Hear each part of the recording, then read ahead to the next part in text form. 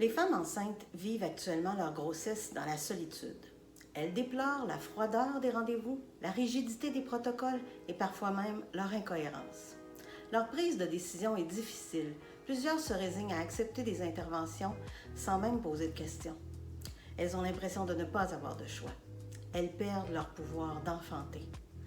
Sans personne autour d'elles, ces femmes seront à risque de dépression postpartum. Quel sera l'impact de tout ce stress cumulé?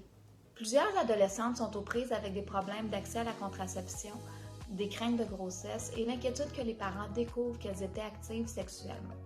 Les écoles fermées, la confidentialité de la santé reproductive via les infirmières scolaires est compromise. 2 cliniques d'avortement ont fermé leurs portes depuis la pandémie au Québec.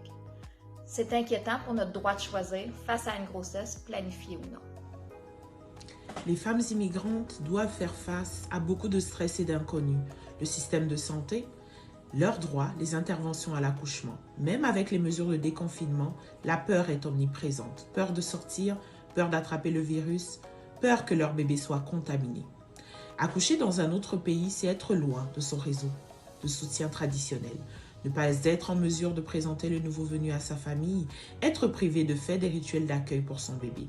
Pour des femmes ayant vécu le pire auparavant ou ayant des histoires singulières de migration, qui ont dû faire de multiples deuils pour vivre ici, la pandémie est elle aussi une étape de résilience et de deuil.